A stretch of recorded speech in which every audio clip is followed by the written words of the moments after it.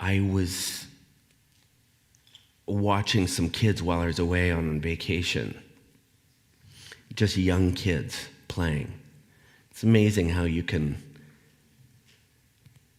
watch these kids and the stuff that they'll do, just absolutely uninhibited.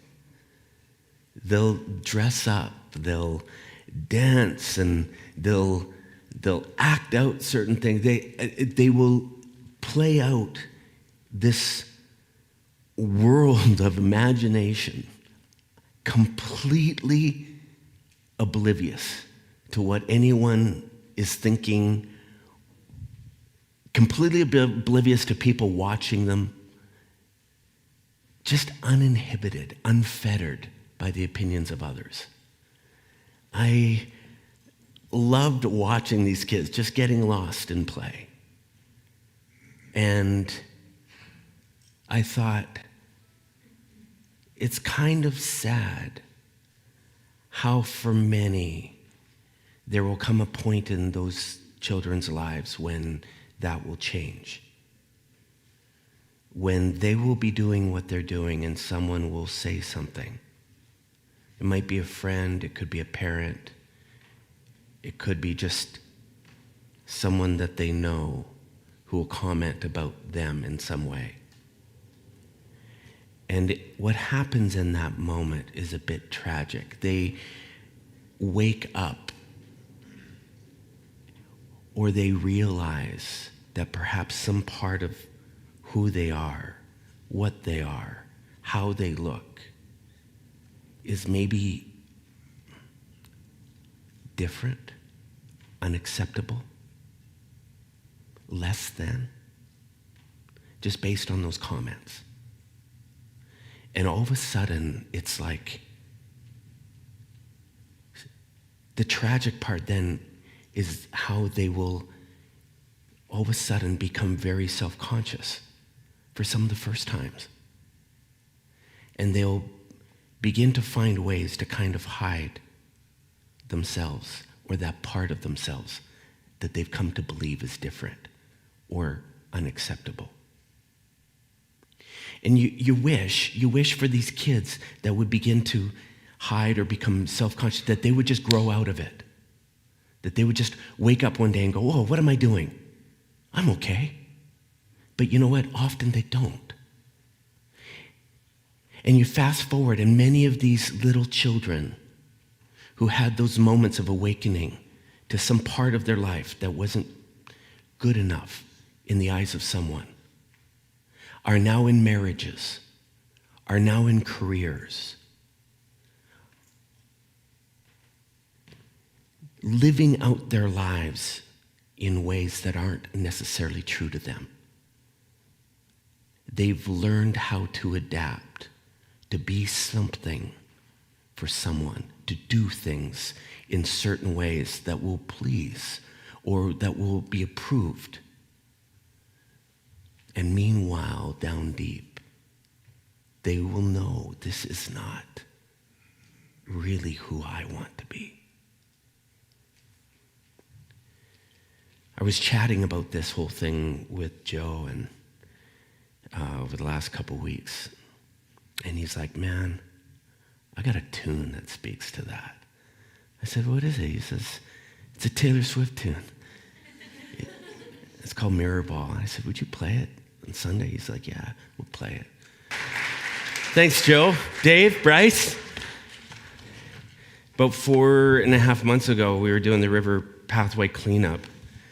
And I met a guy who just started attending Friends Church. And we started chatting as we're picking up garbage. And he began telling his story. Yeah, come on out. And I was gripped by the story, and I thought, wow, what an amazing journey he's been on.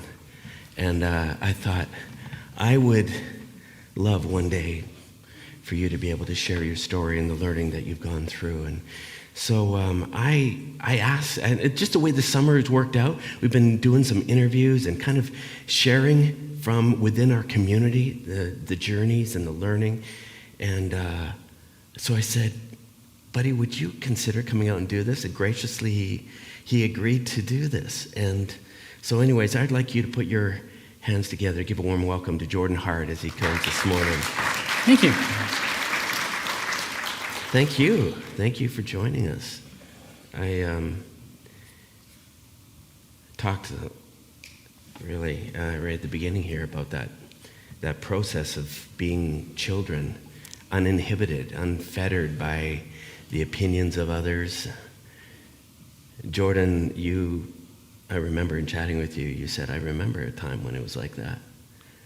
Yeah. I mean, the majority of my life, to be honest, I feel like that was the cycle I was in, where, right from the minute I wake up, you're chasing that approval from other people. Before you got to that place, because before that, you described a moment when you had to go way back. Yeah. And we were chatting. I said, was there ever a time when you just didn't care and you could just be who you were? You had to go way back. 8. Yeah, I mean, I love that you started talking about children, because that was reality. I was a child. I was 8. Was probably the last time I recall before I sort of went on this journey, was the last time where I was just myself, right? Where I knew what I wanted in life, where I could go out and treat every day, with wonder and just play and just truly be myself. Yeah, I was 8. It literally, after 8, things began to change for you. Yeah, life changed, yeah.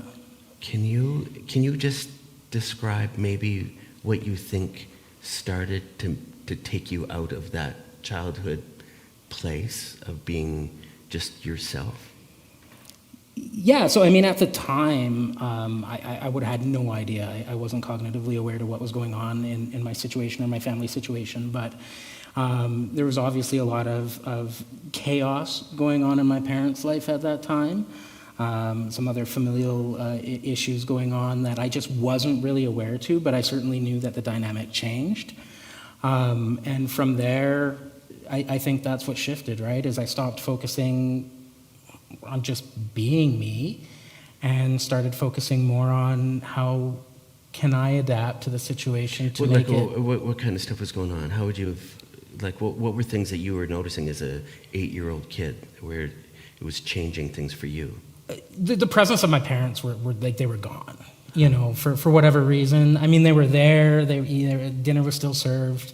There was someone in the house at night, sleeping. So, I have no doubt that they were doing everything in their power to take care of us kids. But there just wasn't any more connection or regular. What, things changed for them toward you? Yeah, I think in most cases it just seemed like they vanished. So my mom was dealing with a lot of depression at that time. She was, certainly doing everything in her power. She was working as well. My father was dealing with his own addictions, as well as some other things. And none of this I knew at the time, obviously. This is work that I did when I was much older, and I was kind of scratching my head and like, how did I become who I became? Mm-hmm.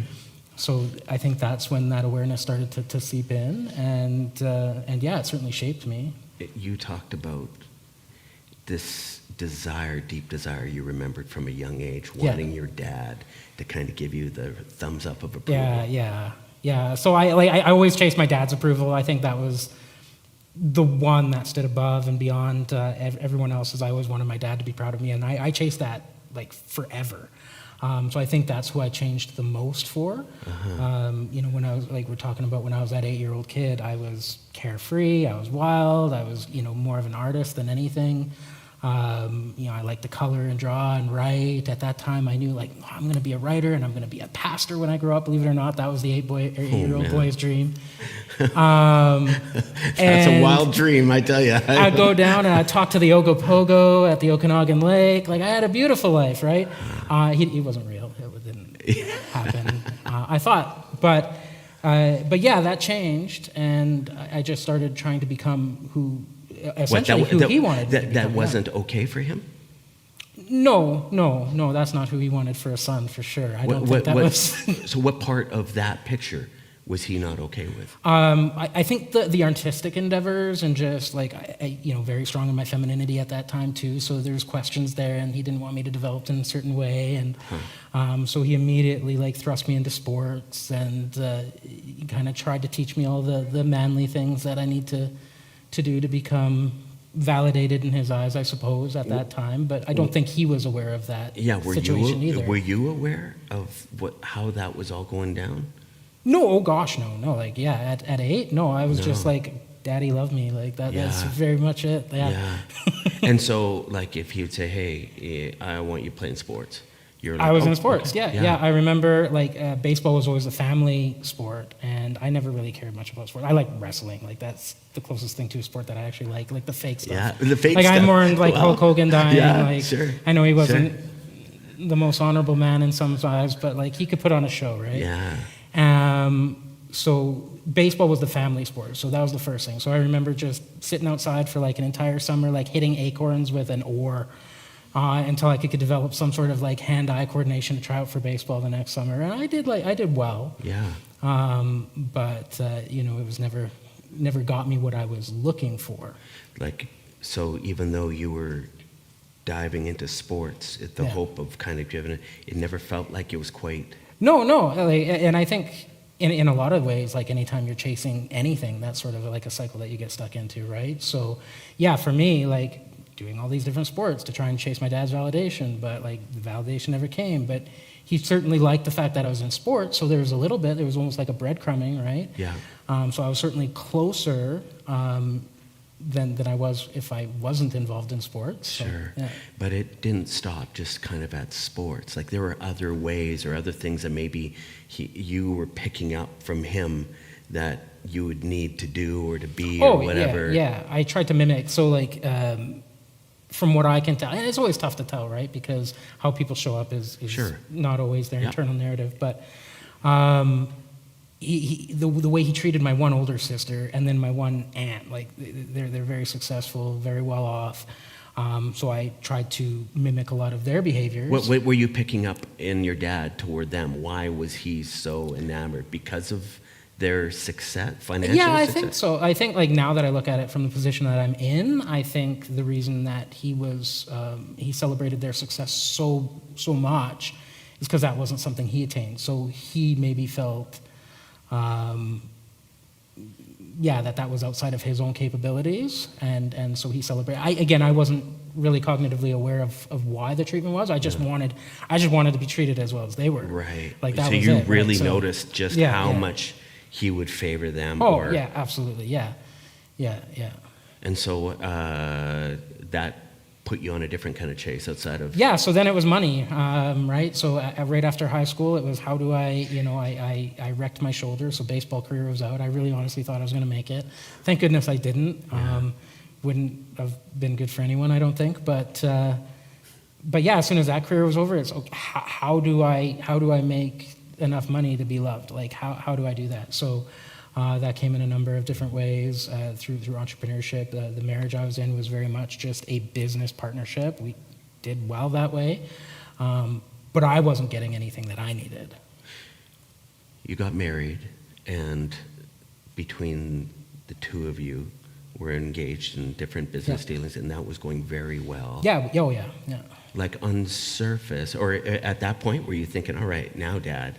Oh, 100%. Yeah, like I've made more money than you ever made in your life. Like I've got the house, I've got the yard, I've got so now where's the love? So that's not how it works though. It was so not the outcome you're hoping. No. And then so 12 years of that. Okay, like even that. Now you're married. Yeah. Are you kind of thinking, wait a second, if not this, like were things waking up to you? You're going, wait. Is this ever going to happen, Dad? Like, was that ever part of the consciousness? I don't think in the moment. Again, so much of this is looking back, right? Yeah. All I can feel, or all I can tell you I felt in the moment was like, I was thinking, was despair. I was more disassociated with myself than I'd ever been. So right in the middle of what a lot of people would have seen as a successful life I was experiencing the exact opposite of like, this can't be it. This can't be the reason for getting up in the morning. I wasn't happy with myself. I wasn't happy with my life. I wasn't, and like I said, just disassociating at every opportunity I could. At this point in your life, would you say that how you had designed it or whatever was just not reflection of you? Is that? Oh, yeah, like, not at all. Yeah, it was entirely a reflection of what I thought other people wanted me to be. Right? So again, when you look back, it's great because you can realize in a lot of ways, like, they're trying to protect you or they're trying to, choose what's best for you, and that's great. But at the end of the day, I'm the one that has to live with myself. I'm the one that gets up with myself every day, goes to bed with myself every day, spends every minute, every second of the day with myself. So that's where that validation and approval needed to start coming from. I just wasn't aware of that until I was about 36 years old. I just want to stop for a second and just ask everyone here, have you ever found yourself in a place where the choices you were making, and whether you knew it at the time or not, you made decisions, you made commitments that weren't really true to who you were? And maybe in the moment you didn't have any idea, but you could just tell, this is not working. Felt that pain of kind of going, how did I end up doing this? This isn't even what I want. I think we end up there oftentimes having no idea how we even got here. Because oftentimes I think it's a product of doing what we think is the best thing, and that is for the sake of maybe keeping peace, making someone happy, getting love, all that. So you just said you don't think you could really recognize all that was going on until you were 36 years old. Yeah, it was a very specific moment. I think for a few months, probably about 6 months, it was just, I was in this cycle where, if you've ever seen that movie Groundhog Day, right? Where every day was identical. It was just, I'd get home and I'd just sit in my car. I know my wife was sitting inside the house, and I knew the minute I opened the door, reality would hit again. And so I would literally just sit in my car for 20, 30 minutes just to gain strength to be able to step through that front door. What was waiting for you? What would you feel? Not peace, but so again, my ex-wife is a wonderful woman. She's really good at the things she's really, really good at. Sure. And the reality is, I wasn't an authentic version of myself when we got together. So if anything, I can't hold anything against her. No. Because we engaged in a business partnership at the start because that's what she wanted. So I became what she wanted. And that's what it was, right? So I signed up for a business partnership. It was a successful business partnership. And when I realized I needed more than that out of a partner, that's when it became difficult. I don't think neither of us really had the skills at that time. So, we sought out therapy for a number of months. And in the end, it was just it ain't going to work. It ain't going to work. Take me inside of what you were feeling in that window. This was a major kind of turning point. If you begin to recognize something was wrong about your life, how would you have described your emotional state? Oh, a wreck. I didn't know what was up or what was down. I just, every day was so difficult, even though it was on autopilot. It was just so difficult to wake up and continue to live or continue to take those steps in those directions because none of it was right. And the more I became aware of it, the harder it got to actually go out and do it and perform it. Till the point where there was a breaking point, and it was just it's either I'm either taking myself off the planet or I'm changing it. And that was where it was. You were saying it took a physical toll on your body too. Oh yeah, I was close. I was 350 pounds. Eating I'm still overweight, but it's not nearly as bad. But that's probably my largest addiction. So, and again, unaware of how that manifests itself. Right. But grief, loneliness, boredom, for sure. All of a sudden starts playing out in these different kinds of whether it's eating or whatever, to try to or numb disassociating, the pain. or Sure. numbing. Like I drank quite a bit, never a lot, but like I definitely drank, and I drank to get drunk. Yeah. It was very deliberate. So Yeah. anything to escape reality for sure. So lights start coming on. It's like, man, I'm not happy. This isn't working. In that moment, could you maybe spot the things that you needed to do differently to be you? I think I tried. Yeah, like I think I tried, and I got a lot of help from a therapist at that time to be able to try and vocalize that and communicate that, because those weren't things I'd really learned how to communicate, is what I needed for myself in those moments.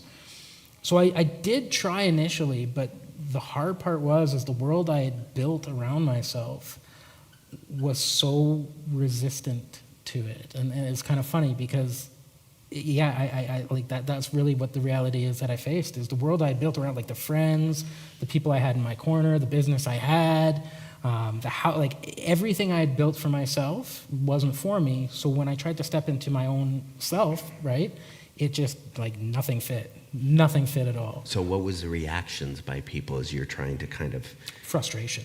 Yeah, like everyone thought I was like One Flew Over the Cuckoo's Nest. Wow. I had people trying to get me committed. Wow. Like it was a drastic change. Sure. It was a drastic change. For sure. Yeah. So what did you do? Like what I ran away. I blew my life up. I literally.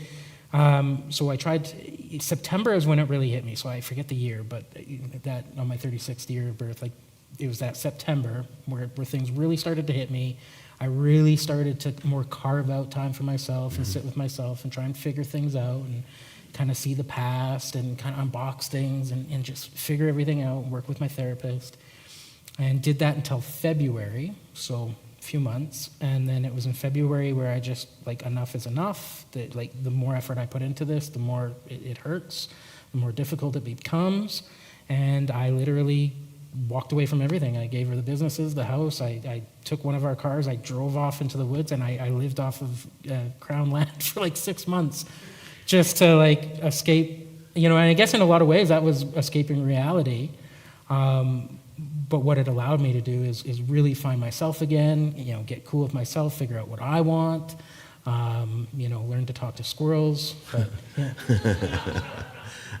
Like the pain of living not true to yourself. Yeah. Being so bad that you're willing to literally fold up your life as you knew it and pass it off to that partner and literally walk away without anything. Yeah. Like I was shocked even as you're describing that. Like you didn't ask for half. There was none of that. You just went, I can't do this at all. Yeah.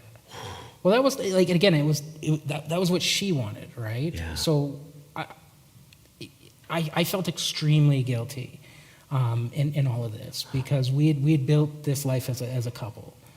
It was me who woke up one day and said, no, like, I'm checking out. Like, Yeah. that's not, it was nothing she did specifically. Yeah. She maintained who she's always been. Yeah.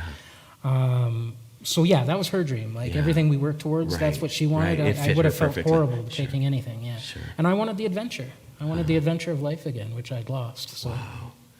You, as we chatted, I remember that a while back anyways, you said, probably for me, my greatest learning has been this thing called radical acceptance. yeah. I'd like you to kind of unpack that for us. For someone who's maybe never even heard that term, what does that mean to you?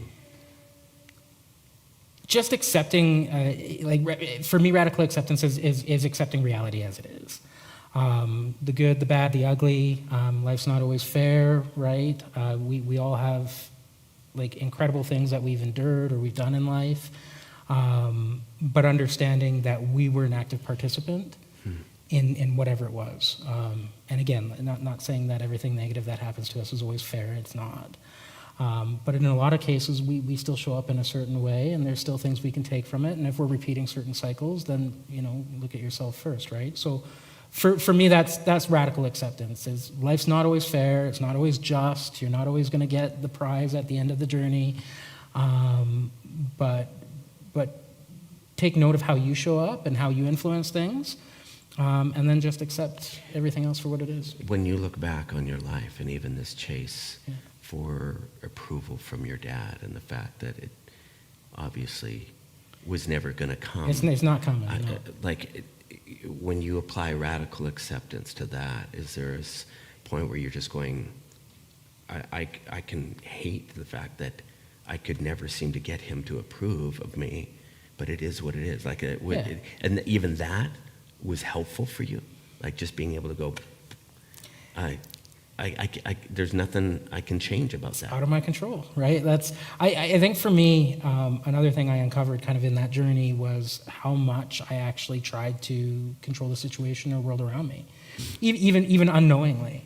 How much tension I put on situations just by wanting them to be different, right? So again, speaking to radical acceptance, it sort of eliminates a lot of that tension if you just sort of accept the fact. So for me, if you're speaking about my dad specifically, yeah, he's never going to validate me. That's never going to happen in a million years. That's not who he is. That's not what he's capable of. But that doesn't mean that he doesn't have other gifts that he certainly gave me, for sure. For sure. Were there other ways that this radical acceptance played out in your life, even beyond just even your dad, like that now even becomes a part of your daily practice? Or Yeah, I think that is probably my biggest daily practice, again, is just to take note of what is. Again, like, we all have goals. I have goals, but the reality is I may not hit them. So I choose to try and live life in a way that sort of honors the journey as opposed to the outcome. And in a way, I attribute that to radical acceptance. If I am in control how I show up on a day-to-day basis. I am in control of sort of like the energy I bring to a situation. But, every one of us, you speak a lot about the personal journey, the personal spiritual journey. So you imagine, even in this room alone, there's how many people, and we're all living out our own personal journey. So for me to expect a specific outcome is like, and I like know a lot of planners, you guys can, but for me, it's just not there. So go with the flow. As I was listening to Jordan's story that day, and I mean, wild, the way your chase for approval led you into some really crazy chapters. And I kind of step back and I'm going, maybe not to the same degree, to the same extremes, but I could so deeply identify with that craving, the approval and the willingness to do things that maybe in the moment I didn't even recognize weren't really even that healthy for me. Yeah. But man, if it promised that person would look at me and go, yeah, was my dad, my mom, or close friends or whatever, to bend what I need for someone else to get that. Oh, I know what that chase feels like.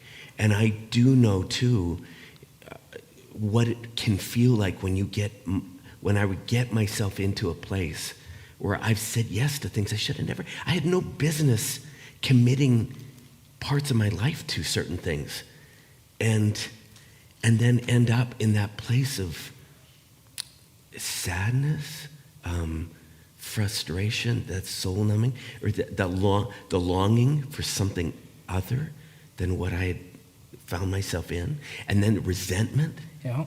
Hey, did you find yourself resentful when you get into those places even though you were complicit? You said yes to these things, and maybe they didn't even know. In that moment, super resentful. Yeah, super resentful. Why am I not being appreciated? Why, one of the constant things I remember telling my wife at the time is, how come I always seem to get like the worst of you? Like you go out into the real world and you're like this person, so everyone thinks I'm married to this person, but that's not what I'm getting at home, right? But again, the reality is she was trying to be authentic at home. She was out there performing to other people. So I think it's a vicious cycle. The more I learned about this area of radical acceptance and how it plays into this chasing to be something that maybe I'm not. I was really encouraged. There's a couple epiphanies that I had. One, they talk a lot about for those people that end up chasing the approval of others, who end up living inauthentically. Part of the way home, coming back to who we are, involves being able to accept the reality of the pain that we're experiencing in these moments. That whether we're responsible for that or not, this is not working. And acknowledge sometimes pleasers will dissociate from their pain. They will deny what they're really feeling because they're looking at the people around them and they're going, well, what they care about, what they need is more important. We forget what we even need or want, and we don't ask those questions.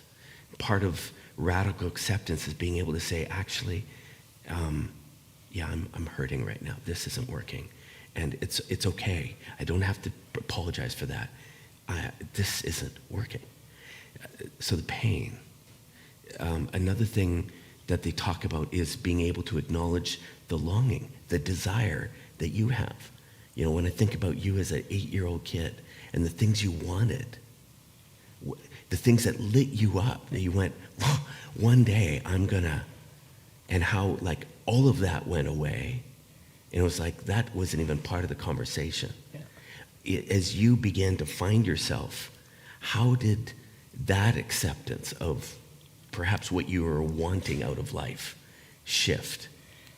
That's the gift, right? That I think is the silver lining over the entire journey. So you're right, like going through a lot of that, even to the point where I was out there living, you know, like there was sadness. I was terrified. I had realized my own worst fears in a lot of ways, which was like no one is there for you when you need it. So that being alone was like literally my worst fear. So yeah, it was certainly difficult. But again, the idea that it brought me closer to myself, and then being able to see what I am capable of, right? And just being able to really get reacquainted with myself in silence.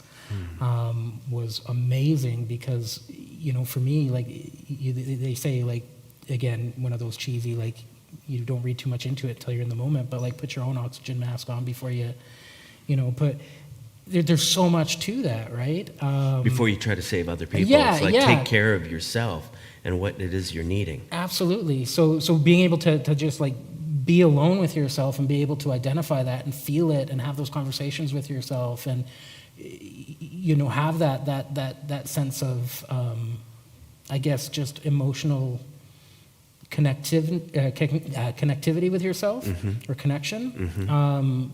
Yeah, like that's the gift. Yeah. And then from there, just fine tuning it, because like life isn't easy, and you're gonna have good days, you're gonna have bad days. Sure.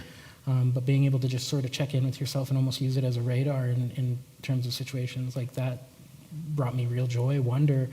You know, life is play again, even though it's still hard. But yeah. What has changed for you?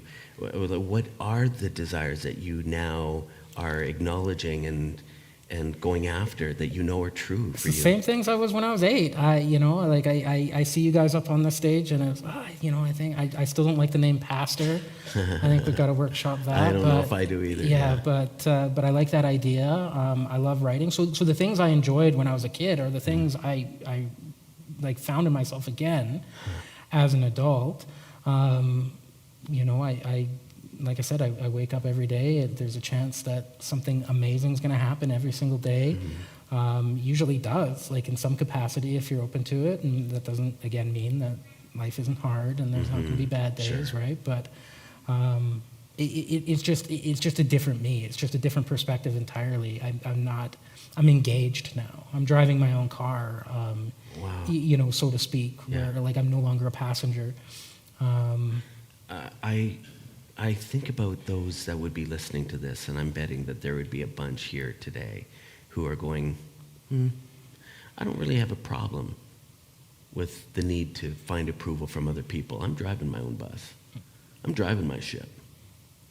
And this isn't really a problem for me. And perhaps I would encourage.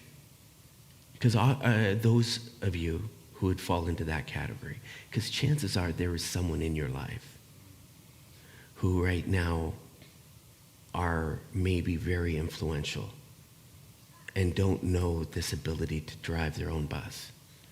And your thumb up, thumb down is creating potentially a world of hurt for someone without you ever intending it to. Where you're wanting to influence them, you're wanting them to do something, to be someone that you personally would like for them that may not be really who they need to be. Sometimes this whole thing that we're talking about this morning is for those of you to become more aware that that person who so badly wants you to do this just might need you to say, hey, I love you for you. You don't, quit dancing for me. Quit getting up on your tippy toes trying to make me laugh, as that song talked about earlier. It's okay. You can quit performing. Who are you? And you're okay. I'm wondering if you were to give some advice for those in the room here or listening who are prone to losing themselves in the desires and the requests and the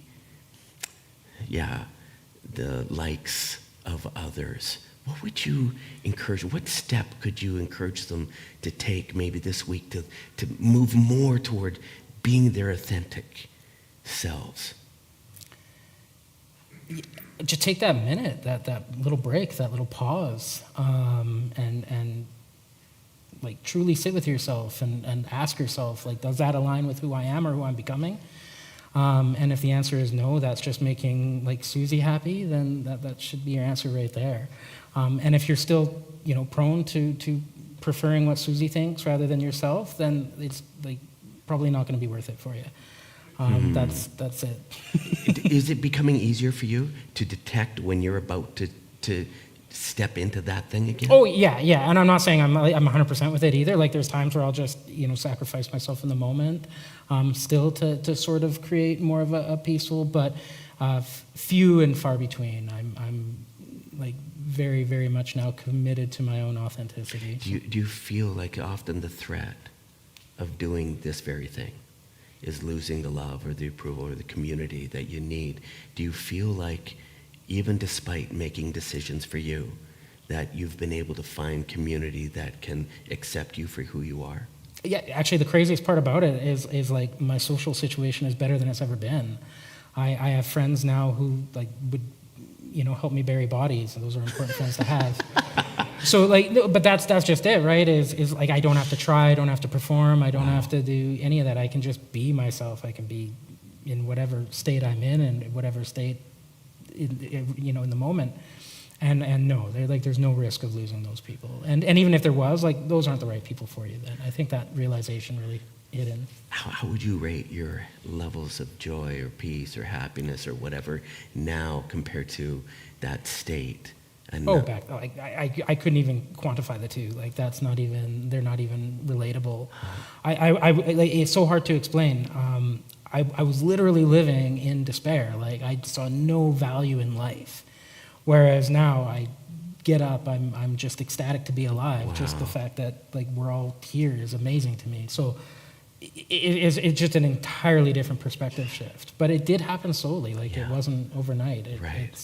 That's something now I can look back on and I can, yay me, like that's a major win. Yeah. But for me, it was like daily practice, daily, like, intentionally talking to myself in a kind way, like intentionally sitting with myself in all those situations, and really, but it's just practice. Yeah. I couldn't agree more. I know for me, the journey back, it's so counterintuitive. The more I've learned to say no at times, around here we call it honoring our I, the more I've been able to look people who I care so deeply about and what they think, I look them in the eye and say, no, No, I disagree. Sometimes even saying that, I disagree. Or no, I can't do that for you. Or there's a number of things like that. It was so weird inside this internal fear that they were going to say, you know what, screw you. But instead they're like, cool, okay. And I'm like, it works like that? It's freaky. Anyways, thank you, Jordan. Thank you. Thank you for sharing your story and your journey with us. And for all those out there who are on this journey, learning to honor their I, to find this ability to radically accept who you are. May you find something in all of this that we talked about this morning. Take a step toward it. And may this week mark a beautiful, healthy kind of another step or first step or 10th step toward living who you are and finding the joy in that. Thanks again, pal. Can we thank Jordan this morning? Thank you. Awesome.